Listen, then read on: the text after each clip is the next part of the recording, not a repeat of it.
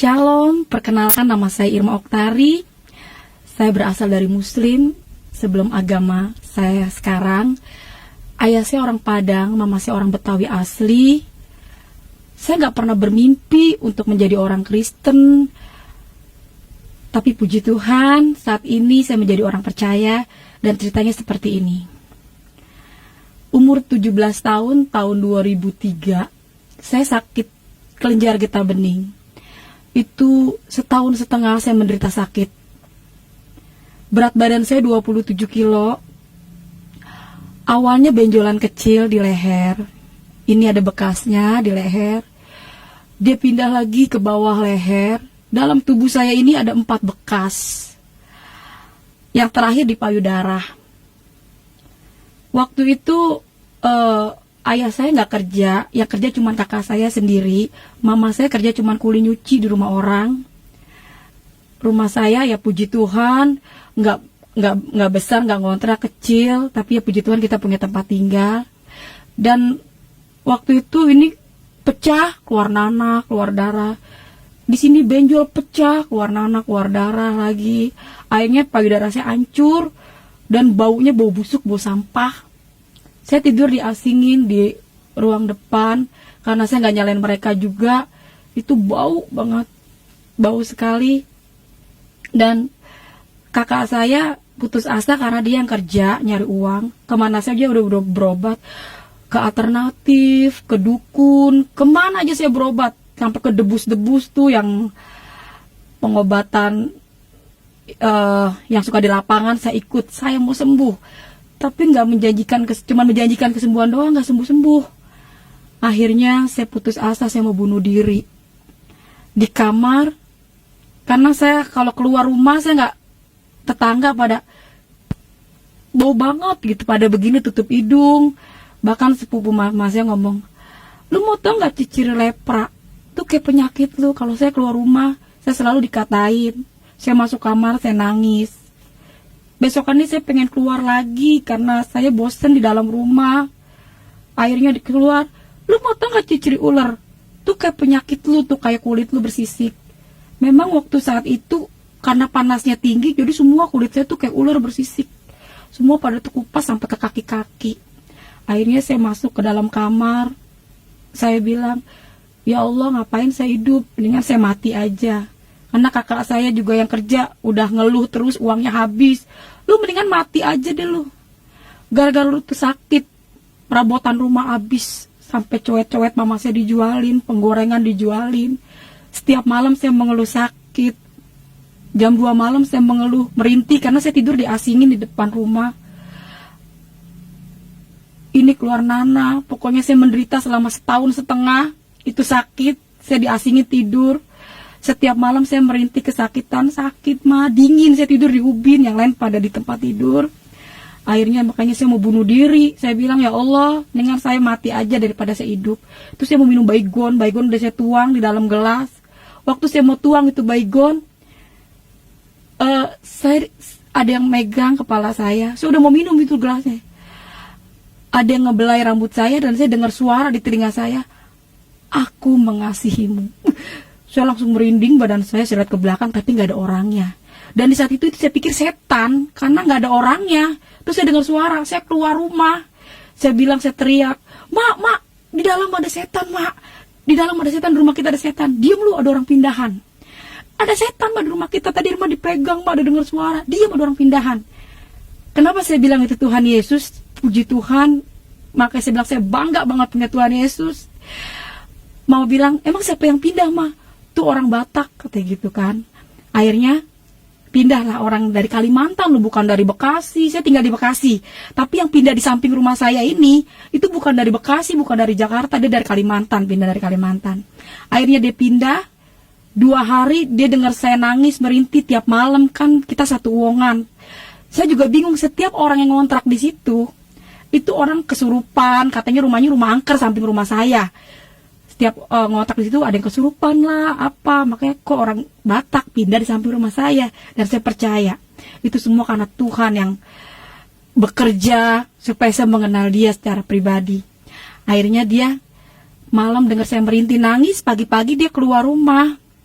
ngomong sama mama saya, "Ibu, setiap malam saya dengar perempuan nangis." "Siapa ya, Bu?" "Itu tuh Neng, anak ibu, udah dibawa kemana aja gak sembuh-sembuh. Boleh gak saya lihat?" Saya lagi duduk di dalam rumah, posisi saya lagi duduk, dia masuk ke pintu belakang, dia langsung teriak di situ, "Tuhan Yesus luar biasa." Aduh, saya dengar nama Tuhan Yesus. Kalau boleh jujur, walaupun saya nggak sholat 5 waktu, tapi karena dari kecil saya diajarin agama Islam itu penyempurnaan, agama Islam itu terakhir. Jadi saya dengar nama Tuhan Yesus itu bagi saya kayaknya, waduh, ini orang bawa nama Yesus. Dia duduk di samping saya, dia bilang, "Perkenalkan, nama saya Mama Hana." Dia cerita, kalau saya pindah dari Kalimantan, saya ini orang Kristen. Sebelum saya pindah ke rumah ini, saya berdoa supaya saya dikasih tempat tinggal sama Tuhan Yesus. Dan sebelum saya pindah ke rumah ini, saya dapat mimpi ada perempuan di dalam lumpur katanya. Tangannya, tolong, orang banyak yang lewat di dalam lumpur itu perempuan ini. Tapi orang nggak ada yang pada nolongin. Nah, kakak ini nolongin perempuan yang di dalam lumpur itu. Pakai kayu, naik, perempuan ini dimandiin, katanya jadi bersih. Makanya tadi diteriak, "Tuhan Yesus luar biasa." Dia bilang, mukanya sama kayak saya yang dimandiin di dalam lumpur itu. Jadi dia yakin banget kalau saya ini pasti sembuh. Nah, saya bilang ini orang-orang gila di hati saya. "Percaya deh Irma, kamu pasti sembuh," kata. Di hati saya ini orang-orang gila, karena saya udah kemana aja gak sembuh-sembuh. Sudah kemana aja, ke dukun, kemana aja tuh pakai namanya obat-obatan, sampai maaf kata kasar ini, kotoran air kecil itu saya minum, saking mau sembuh kagak sembuh-sembuh. Akhirnya dia bilang, "Tuhan Yesus sayang sama kamu, kakak pindah ke sini gak kebetulan," dia bilang gitu kan. Dia pulang ambil minyak, terus ngomong begini, "Ini minyak biasa, tapi nama Yesusnya yang luar biasa." Nah, itu mama saya bisik-bisik sama saya, "Tuh jangan-jangan minyak babi kali itu Ir," karena kan orang Batak suka makan babi. Jadi akhirnya saya tetap kekeh. Oh maaf, dalam hati saya, maaf saya nggak mau, mendingan saya mati daripada pakai minyak itu di hati saya, tapi nggak ngomong langsung depan orangnya. Ini minyak biasa. Kalau kamu nggak mau nyebut Tuhan Yesus, sebut aja Nabi Isa. Wah, itu saya dalam hati saya makin bertanya-tanya lagi, nih orang, ya Tuhan, Nabi makin sesat aja nih orang. Akhirnya dia pulang minyaknya ditinggal di atas meja TV. Malamnya saya mau minum obat. Saya yang minum obat aja nggak bisa tidur, apalagi kalau saya nggak minum obat. Itu udah alternatif tuh, kayak jamu-jamuan, akar-akaran. Semua obat dibikin habis, dan saya percaya ini Tuhan juga yang bekerja. Obat semua habis, dari dukun, dari alternatif, semua malam itu habis. Dan saya mau bangunin mama saya, yang ada di muka saya, mati aja lo. Akhirnya saya nggak bangunin mama saya lihat minyak yang ada di meja TV, saya ingat, olesin ya Dek pada bagian yang sakit. Kalau kamu nggak mau nyebut Tuhan Yesus, sebut aja Nabi Isa. Saya nggak nyebut Tuhan Yesus malam itu. Saya ambil itu minyak, saya bilang, "Oh iya ya, 25 nabi kan nabi gue itu, Nabi Isa." Saya olesin ini, yang pada bolong, pada bocor. Ini dalam tubuh saya ada 4 bekas. Sampai payudara saya itu hancur. Nanti ada fotonya. Itu hancur payudara saya sampai gerowak gitu payudara saya. Baunya itu bener-bener bau sampah.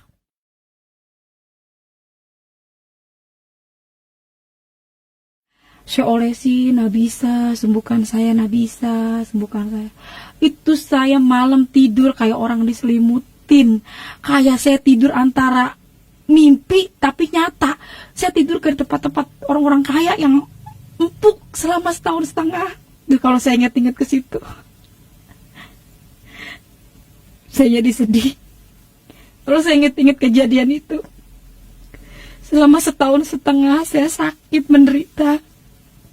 Tiap jam 2 malam saya kedinginan, mengeluh, "Ma sakit, Ma dingin, Ma." Dan malam itu, setelah saya pakai minyak yang dibilang minyak urapan, saya olesin, saya panggil Nabi Isa, sembuhkan saya. Saya merasakan kayaknya Saya baru nemuin obat yang mujarab dibandingin obat-obat yang saya pernah minum, saya pernah pakai. Akhirnya pagi-pagi kakak saya mau berangkat kerja. Biasanya kan kalau dia mau berangkat kerja jam 6, saya udah duduk, saya udah bangun, karena saya sulit tidur. Habis malam saya pakai minyak itu, kakak saya bilang, "Mas, Irma mati." Karena tidurnya pulas, karena enak sekali pakai minyak itu. Akhirnya mama saya bilang, "Neng, bangun Neng, Irma mati," kata gitu kan. Saya langsung bangun, ya saya ambil itu minyak. Saya ambil minyak, "Ma, ini minyak enak banget, Ma. Irma malam pakai minyak ini." Saya cerita lah waktu malam itu, Irma tidur kayak orang diselimutin, Ma. Irma gak kedinginan lagi. Terus tidurnya tuh, Ma, ke tempat tidur tuh empuk kayak orang-orang kaya, Ma, yang ada di TV, kata saya gitu. Itu minyak babi kali, Ir. Mau babi, mau tikus, mau anjing, bodo amat dah. Pokoknya itu minyak, saya kagak peduli. Pokoknya itu enak banget. Bagi saya itu minyak ajaib gitu. Karena setelah pakai minyak itu enak banget. Kata mama saya, "Yaudah Neng, pakai. Yang penting lu sembuh dah Neng," kata, "kalau emang itu obat, Ma," kata gitu, kata mama saya. Ya udah, Ma. Nah, kakak yang di sebelah ini ngerayu saya buat saya ikut ke gereja. Saya tetap kekeh, saya nggak mau ikut ke gereja. Maaf Kak, saya nggak mau ke gereja. Kekeh, saya tetap kekeh sama prinsip saya, mendingan saya mati, saya nggak mau ke gereja. Tapi puji Tuhan, hikmat yang luar biasa ya datangnya dari Tuhan Yesus. Dia ngajak saya, ngerayunya begini, "Kita jalan-jalan yuk ke mall." Waduh, yang saya tahu mall itu tempat orang belanja. Ya, saya nggak tahu kalau di dalam di mall itu ada gereja. Yang saya tahu tuh gereja itu atasnya tuh kayak di Rawamangun kan, ada gereja HKBP tuh, ada salibnya di atas. Ya, terus saya ngomong, "Emang kakak nggak malu ya Kak bawa saya ke mall? Saya nih bau loh Kak, saya bau busuk, saya jelek Kak." Nah, kakak ini depan orang yang ngatain saya lepra, ngatain saya ular. Dia peluk saya, tapi saya percaya itu bukan dia. Saya percaya ini roh Tuhan yang ada sama dia. Secara manusia, mama saya yang melahirkan saya aja nggak mau deket-deket saya karena badan saya bau busuk. Saya percaya di saat itu, yakin banget itu roh Tuhan yang ada sama dia. Ya, kalau bisa dibayangin ini nanah. Ini nanah, bau banget. Kaki saya itu bersisik. Pokoknya saya buruk. Manusia terburuk mungkin bagi saya. Tapi dia peluk saya loh depan orang-orang yang ngatain saya lepra. Kata, "Siapa kamu jelek? Kamu tuh cantik loh, Dek." Dia selalu perkatakan tuh yang bagus-bagus. Akhirnya, ini orang siapa sih? "Jangan Kak, saya bau Kak, saya jangan dipeluk." Ada peluk saya, yaudah saya ganti baju panjang, pakai celana panjang. Bener, saya ke mall. Saya memang udah curiga, waktu saya mau jalan ke luar, naik angkot, karena dia pindahan dari Kalimantan, dia tuh belum punya apa-apa. Di angkot itu dia megang buletin kertas, gambar Tuhan Yesusnya yang lagi kayak gini. Saya udah curiga, wah ini kok ada gambar Tuhan Yesusnya ya? "Kak, kita mau ke mall ya Kak?" "Iya, kita ke mall," kata dia gitu.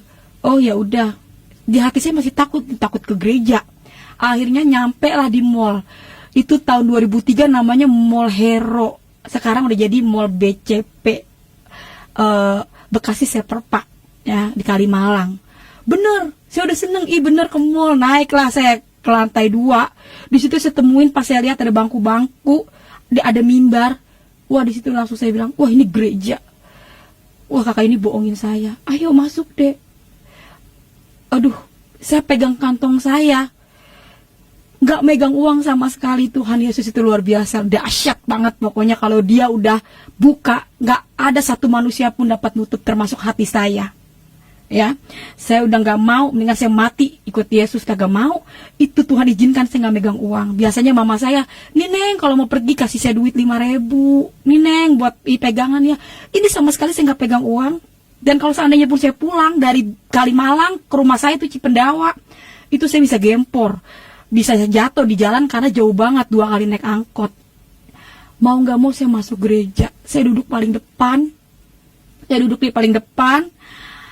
Saya istighfar karena saya takut. Waduh, saya sakit. Gue mati masuk neraka ya. Karena di luar Islam itu kafir. Saya duduk, saya istighfar, astagfirullahaladzim, ya Allah, saya baca ayat yang saya hafal aja. Saya ketakutan nih. Saya duduk paling depan, dan pertama kali saya kenal pendeta itu pendeta Gilbert Lumoindong. Itu pertama kali saya kenal pendeta. Tapi saya kagak tahu waktu itu dia pendeta terkenal. Akhirnya dia sound itu depan muka saya, walaupun saya baca-baca ayat yang siapa, baca ayat Al-Fatihah, Kulhu, tetap gedean sound yang ada di depan saya ini. Saya baca astagfirullahaladzim, astagfirullahaladzim. Terus dia bilang, Tuhan Yesus dekat kepada orang yang hancur hatinya. Sekalipun manusia memandang rupamu, engkau berharga di mata Tuhan. Saya masih baca istighfar, astagfirullahaladzim, tapi Pak Gilbert terus ngomong, air matamu ditampung di kiblatnya Tuhan. Dia bilang gitu. Engkau berharga di mata Tuhan. Hai engkau yang sakit. Tuhan Yesus berfirman, marilah hai engkau yang letih lesu dan berbeban berat. Datanglah padaku, pakailah kuk yang kupasang ini karena kuk ini ringan dan lemah lembut.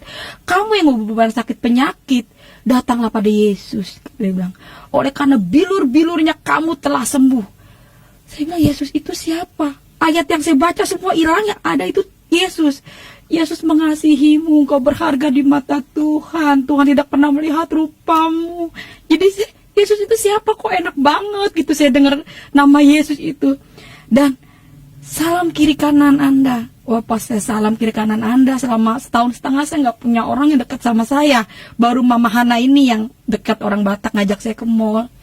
Tapi waktu pas saya di dalam gereja, salam kiri kanan Anda, itu emang Tuhan izinkan juga orangnya cakep banget. Ya orang-orang Cina tahu sendiri kayak bagaimana sih.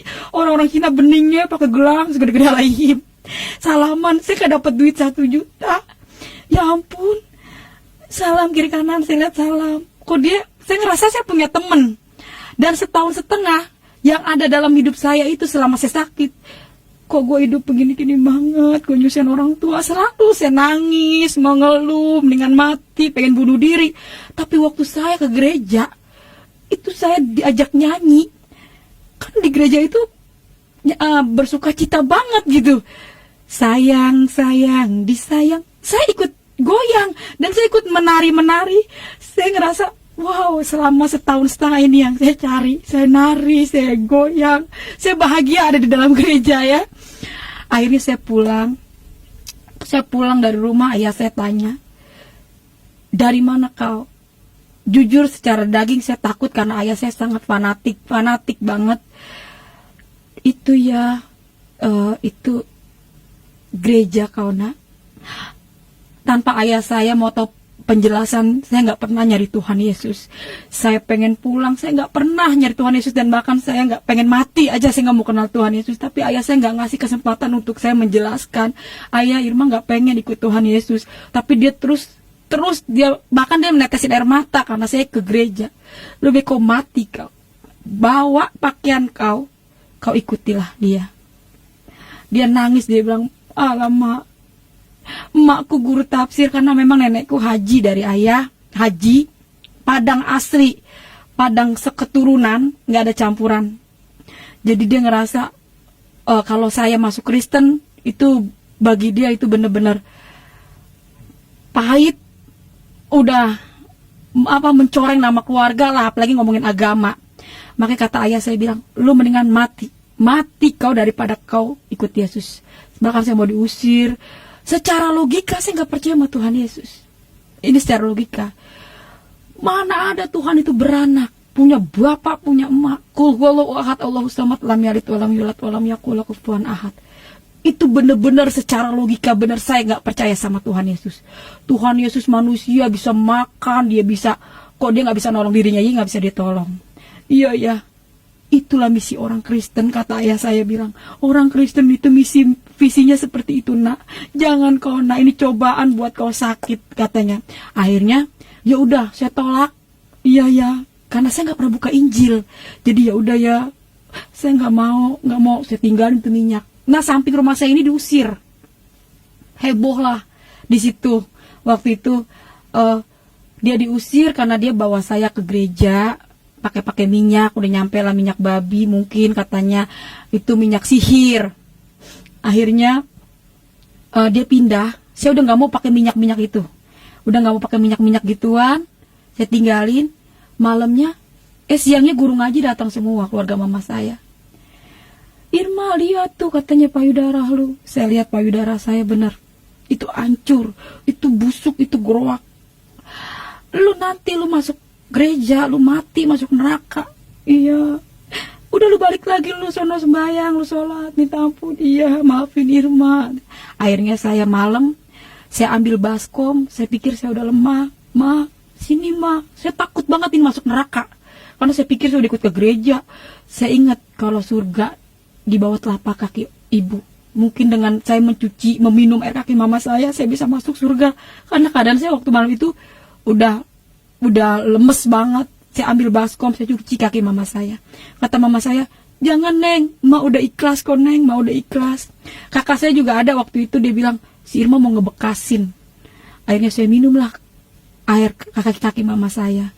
Malamnya saya sembahyang, saya sholat, saya minta ampun, udah ikut ke gereja. Dan saya dikasih mimpi. Malam saya dikasih mimpi, Tuhan Yesus itu di atas langit, pakai jubah putih. Saya diri seperti ada kayak tiang, tapi banyak orang yang lari depan saya. Tuhan, ngejar-ngejar sampai kayak berbentuk gedung. Naik orang itu banyak naik gedung itu. Tuhan, saya ngeliatin kok banyak banget orang. Terus saya ngeliat kayak ada, dia itu baju putih, dia bilang, aku akan kembali menjemput orang yang percaya dan yakin kepadaku. Wah, saya bangun, saya takut. Saya langsung pas banget ada ayah saya di saat itu. Ya bangun ya, Irma kan udah ninggalin Tuhan Yesus ya. Irma udah gak mau ikut-ikut Tuhan Yesus, udah ditinggalin minyaknya. Kata ayah saya, itulah kau tidur gak baca doa, katanya ayah saya gitu. Oh ya udah ya, iya mungkin saya gak baca doa. Malam kedua saya tidur lagi, saya baca doa. Saya takut mimpi Tuhan Yesus. Saya baca doa jam 1:30, jam 2-an, itu payudara saya jadi nempel sama baju. Jadi kalau saya buka begini, itu dagingnya nempel sama baju, itu keluar darah banyak. Jadi di tempat tidur itu darah semua. Saya udah gak bisa ngomong. Saya ambil emuk, saya timpuk mama saya bangun semua, ayah saya semua pada bangun. Mama saya sempat putus asa, ya Allah kalau mau diambil, jangan disiksa begini anak saya. Saya keluar darah, digunting baju saya sama mama saya, dikumpulin itu darahnya. Pagi-pagi saya dioper ke puskesmas yang terdekat. Selama saya sakit saya nggak pernah ke puskesmas. Setahun setengah saya nggak pernah ke puskesmas karena saya pikir kalau dokter kan dikit-dikit asal buang kata gitu, entah dipotong gitu. Saya nggak mau. Akhirnya karena darah mengeluarkan darah banyak, akhirnya saya ke puskesmas. Sampai di puskesmas saya dioper kerujukan Rumah Sakit Bulan-Bulan Umum Bekasi. Disitulah saya divonis, anak ibu kena riwayat kanker stadium 4. Katanya gitu kan, ini harus dibawa, dikasih rujukan lagi ke Darmais, kata dia bilang gitu, karena alat-alatnya semua di sono, kemo apa gitu. Terus saya nggak mau, saya mendingan bener mah, saya berdua-duaan sama mama saya, kalau ingat ke situ kita nangis berdua sampai di jalan. Sakit ya Neng, kata mama saya. Tapi saya nggak mau dipotong-potong, kata gitu. Mendingan di rumah mati aja, kata gitu. Ya udah Neng, kita terus gimana Neng, mah nggak punya biaya, kata gitu, kata mas saya. Udah mah kita berobat jalan aja, biarin nggak apa-apa mak. Akhirnya saya pulang. Hari kedua saya balik ke puskesmas karena saya butuh perban sama alkohol, kan itu darahnya masih ngucur. Hari kedua saya ke puskesmas, saya ketemu orang yang berbeda. Saya udah tinggalin tuh minyak ya, orangnya udah pindah, udah tinggalin minyak. Saya kagak mau kenal Tuhan Yesus, saya udah sholat, udah nggak mau, saya udah minta ampun. Nah waktu ke puskesmas hari kedua, saya ketemu beda orang, namanya Bu Foni. Dia orang Manado. Dia bilang gini, ibu sini deh, saya mau ngomong 4 mata, kata dia gitu. Ngomong apaan ya Bu? Saya ngomong di ruang gigi sama ibu yang ngajak saya nih, Bu Foni. Dia seorang bidan di puskesmas. Akhirnya dia bilang, ibu, dia ngomongnya juga, dia megang-megang kantong ya. Nah ini ya, ibu saya ini perkenalkan, nama saya Foni, saya orang Kristen. Terus dia ngeluarin minyak dari kantongnya. Itu mak saya tuh pengen kaget. Lu bujuk, itu minyak ketemu lagi, kata gitu, kata mak saya. Dia cuma Bu Foni kan nggak tahu sebelumnya kalau saya udah pakai minyak itu. Jadi mama saya itu bener-bener, itu minyak ketemu lagi. Jadi yang ada di otak saya itu waktu itu, waduh itu minyak, gara-gara tuh minyak sampai heboh katanya itu minyak babi. Gara-gara itu minyak saya ditendang sama ayah saya diusir. Pokoknya rame dah tuh gara-gara minyak gituan doang. Akhirnya mama saya bilang, lu jujur ya Neng, lu jujur ya Neng, itu minyak ketemu lagi, kata mas saya. lu emang enak Neng pakai minyak gituan, kata. Ma jujur Ma, itu minyak enak banget Ma. Kalau obat yang lain, ya udah deh Neng pakai tuh minyak, mungkin emang tuh minyak jodoh lu kali, katanya lu sembunyi di situ, kata Ma gitu. Tenang aja Ma, ntar kalau sembuh Irma tinggalin tuh minyak. Tenang aja Ma, kalau udah sembuh Irma tinggalin tuh minyak. Yesus Irma tinggalin. Pakai minyak dulu deh nih, karena kita butuh kesembuhan. Yaudah Neng, lu pakai aja, bilang-bilang ayah lu, kata gitu. Akhirnya kita janjian sama Bifun ini di puskesmas hari Jumat. Dan saya nggak ngerti ya, Tuhan itu bener-bener luar biasa ya, dahsyat banget Yesus ini ya. Begitu banyak gereja. Jadi saya nggak bawa gereja, segala pujian cuma buat Tuhan Yesus.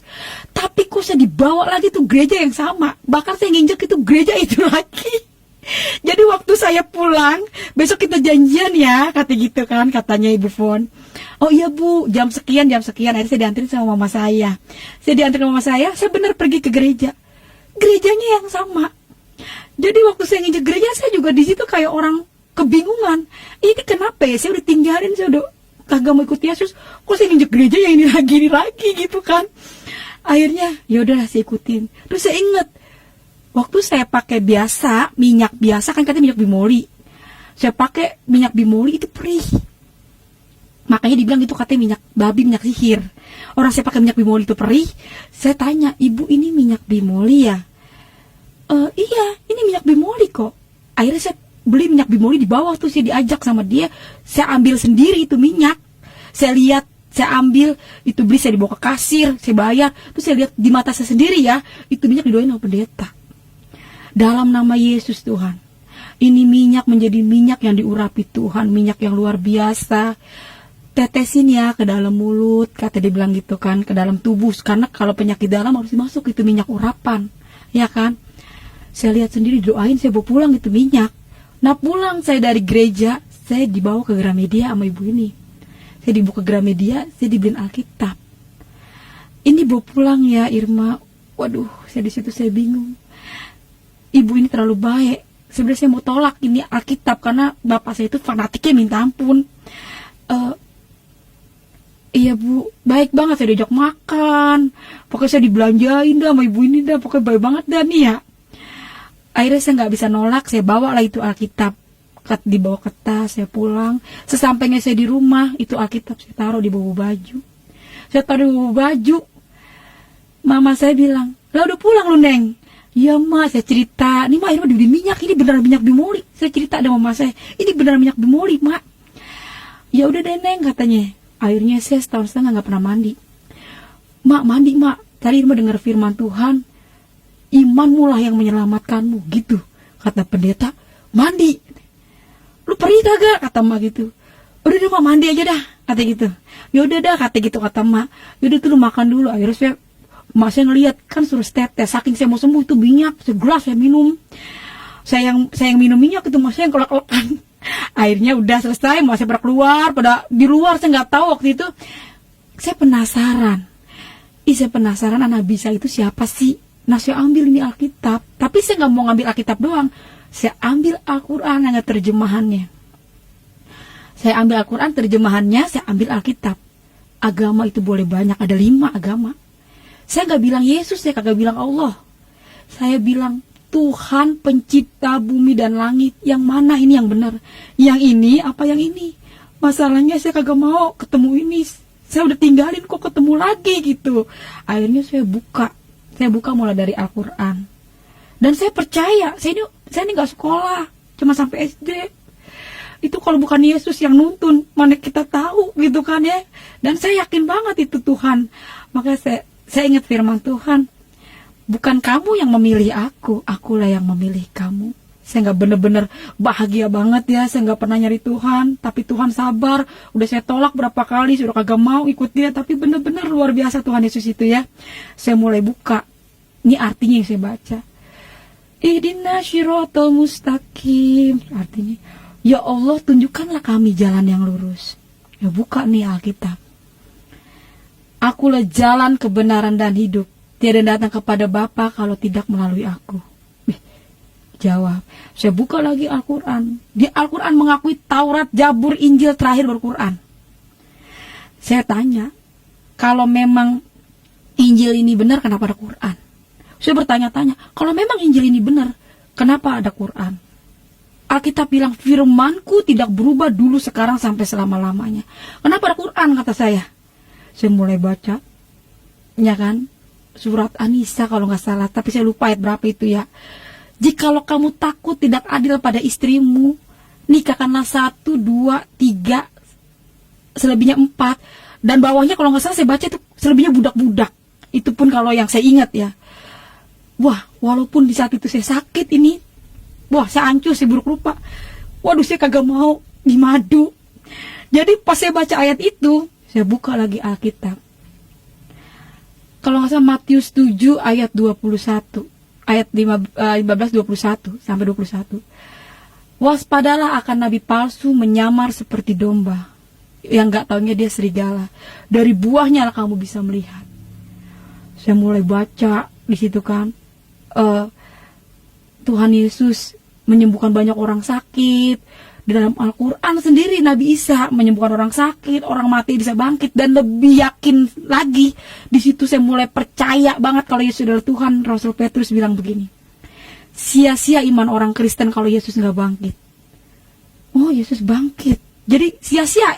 Ingat, orang Kristen sia-sia kalau Yesus itu nggak bangkit. Lo kalender saya lihat emang bener ada kenaikan Isa Al-Masih. Berarti kan memang ada faktanya, orang kalender kok ditulis kenaikan Isa Al-Masih, berarti Yesus benar-benar bangkit. Dan saya di situ mulai baca, ngejamah jubahnya aja itu bisa sembuh. Saya langsung bilang, ternyata Yesus itu adalah Tuhan, benar-benar Tuhan. Berbahagialah kamu yang dianiaya oleh karena namaku. Jadi semua udah tertulis di dalam Alkitab. Jadi kita sekarang tinggal menjalani sampai Wahyu nih. Kita diapain dah, namanya dunia semua udah, tinggal ngejalanin sampai Wahyu. Pokoknya Injil itu benar-benar luar biasa menurut saya. Yang saya baca benar-benar itu nyata. Bahkan saya mengalami sendiri ya tentang mujizat Tuhan. Puji Tuhan, saya ambil itu minyak, saya nggak sebut Nabi Isa lagi. Saya langsung, Tuhan, malam ini saya mau terima Tuhan Yesus sebagai Tuhan dan Juru Selamat saya. Dalam nama Tuhan Yesus, Tuhan, saya percaya saya akan sembuh. Emak sudah mulai teriak nih, saya udah berdoa, Tuhan Yesus, Irma lu mau mandi gak? Kata Mas udah teriak-teriak, lu mandi gak? Yuk ma temenin.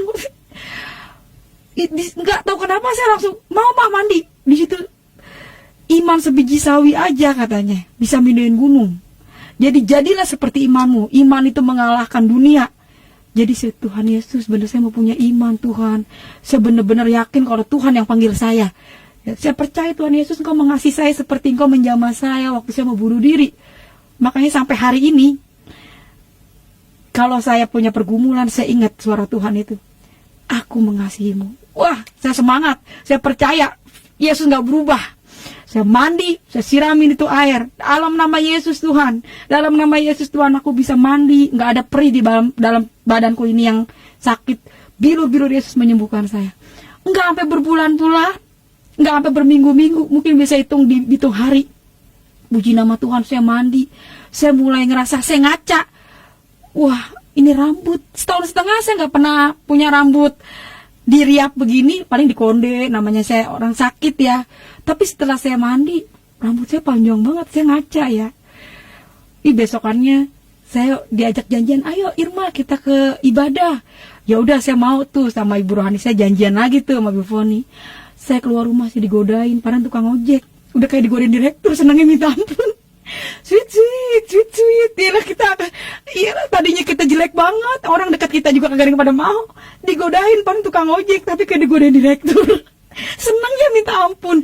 Pokoknya luar biasa Tuhan Yesus itu ya. Di sini saya mau bersaksi, saya cuma pengen sampaikan, Yesus benar-benar Tuhan. Kesaksian saya begitu panjang proses. Nanti kita sambung lagi kesaksian saya. Pokoknya semua pujian cuman buat Tuhan Yesus.